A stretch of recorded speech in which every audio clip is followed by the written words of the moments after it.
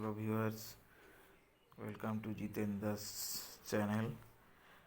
Please subscribe and share it.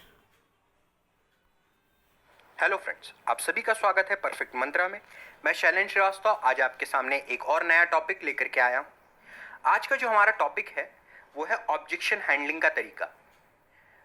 Customer के पास जब भी आप प्रेजेंटेशन देते हैं तो वो कई अलग अलग प्रकार के ऑब्जेक्शन आपके सामने फेंकता है। अब ये आपके ऊपर डिपेंड करता है कि उस ऑब्जेक्शन को आपने डॉज करना है या घुमा करके छक्का मारना है।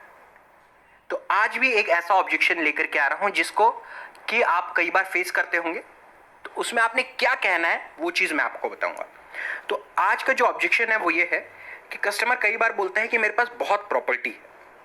तो ऐसे सिचुएशन में आपने क्या करना है। सबसे पहली बात, मैं ऑब्जेक्शन हैंडलिंग का आपको जो तरीका है उसका बेसिक प्रिंसिपल के बारे में बता दूं। ऑब्जेक्शन हैंडलिंग का बेसिक प्रिंसिपल ये है कि जब सामने वाला कस्टमर आपको ऑब्जेक्शन लेना, तो आपने उसकी बात को काटना नहीं है। बहुत बार होता क्या है, हम अपने प्रोडक्ट को लेकर के डिफेंसिव हो जाते हैं और हम उसे काटने लगते हैं, उसकी बात को काटने लगते हैं, तो उससे सामने वाले को गलत ठहराने की कोशिश करते हैं। ये चीज आपने करनी नहीं है, क्योंकि होता ये है कि सामने वाले का ईगो हर्ट हो जाता है। उसे ऐसा लगता है कि वो बहुत नॉलेज रखता है और हम एज एन एजेंट हमारे पास नॉलेज की कमी है, उसे ऐसा लगता है। तो जब हम ना उसकी बात को काटते हैं तो उसका ईगो हर्ट हो जाता है। हमारा काम यह है कि उसके ईगो को सेटिस्फाई करो और फिर अपनी बात रखो। मेन पर्पस क्या है हमारा मेन पर्पस ये है ना कि पॉलिसी सेल होनी चाहिए, ना ये कि एक बहस में जीतना। अगर आपका ऑब्जेक्शन, आपका परसेप्शन ये है कि मुझे उसके साथ जो बहस है उसमें जीतना है, तो फिर अलग बात है, फिर आप उसकी बात को नेगेट कर सकते हैं, उसकी बात को काट सकते हैं। लेकिन अगर आपका पर्पस है एक पॉलिसी सेल करके आना, एक फ्यूचर प्रोस्पेक्ट बढ़ाना, तो आपको उसकी बात में हामी भरनी पड़ेगी। तो आपने सबसे पहले यही कहना है कि जब सामने वाला बोले कि मेरे पास बहुत प्रॉपर्टी है, मुझे बीमे की जरूरत नहीं है, तो आपने उससे यही कहना है कि सर आप जो बोल रहे हैं वो बिल्कुल सही है। मैं ये नहीं कहता कि आपको बीमे की जरूरत है या नहीं है, आपके पास बहुत बहुत प्रॉपर्टी है, ये भी सही है। अगर आपको कुछ हो जाता है तो आपका परिवार वो प्रॉपर्टी बेच करके एक अच्छी लाइफस्टाइल जी सकेगा। लेकिन सर मेरा आपसे सिर्फ एक ही सवाल है, एक छोटा सा सवाल मैं आपसे पूछना चाहूंगा, उसका जवाब दे दीजिए कि सर आपके पास एक मर्सिडीज है और आपके पास एक साइकिल। आपके पास एक मर्सिडीज कार है, या अगर उसके पास जो कार है वो आप देख सकते होंगे, आपको पता हो, तो आपने उस कार के बारे में पूछना है, और एक साइकिल है, तो आप दोनों में से किसका बीमा निकालना चाहेंगे। कस्टमर खुद ब खुद बोलेगा कि भाई मैं तो मर्सिडीज का ही बीमा निकालूंगा। सर ऐसा क्यों, आपने उससे सवाल पूछना है। सामने वाला कस्टमर बोलेगा क्योंकि मर्सिडीज की वैल्यू ज्यादा है और साइकिल की कम है। आपने उससे कहना है कि मतलब आपका ये कहना है सर कि क्योंकि मर्सिडीज की वैल्यू ज्यादा है और साइकिल की वैल्यू कम है, इसीलिए आप मर्सिडीज का इंश्योरेंस निकालेंगे और साइकिल का नहीं निकालेंगे, क्योंकि अगर वो चोरी भी हो जाती है तो आपको कोई ज्यादा खास फर्क नहीं पड़ेगा।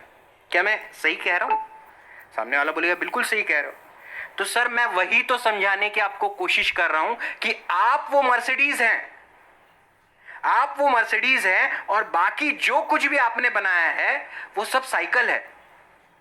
क्योंकि ऐसी और सैकड़ों चीजें, ऐसी और प्रॉपर्टी आप अपनी जीते जी खड़ी कर सकते हैं, क्योंकि आप में वो कला है, आप में वो खूबी है, आप में वो ताकत है। इसीलिए आपका बीमा हो जाए, आपका बीमा होना जरूरी है और सफिशिएंट बीमा होना जरूरी है, क्योंकि अगर आपको कुछ हो जाता है तो भी एक प्रॉपर्टी खड़ी हो जाएगी। उस रकम से आपका परिवार बड़ी शानदार लाइफस्टाइल जी सकेगा। आपके परिवार को प्रॉपर्टी बेचने की जरूरत नहीं पड़ेगी।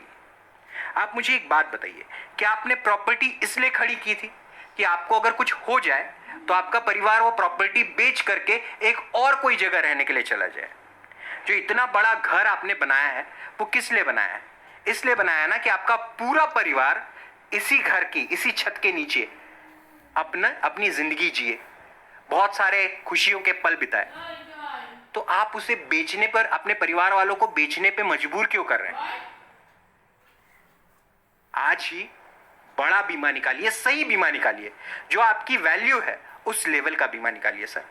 क्योंकि आपने खुद ही माना है, आपने खुद ही कहा है कि अगर ऐसी नौबत आई तो आप मर्सिडीज का बीमा करेंगे, साइकिल का नहीं। तो आप वो मर्सिडीज हो जिसका बीमा होना चाहिए। आज के लिए बस इतना ही। कल फिर किसी नए आइडिया, नए कॉन्सेप्ट के साथ मिलते हैं। तब तक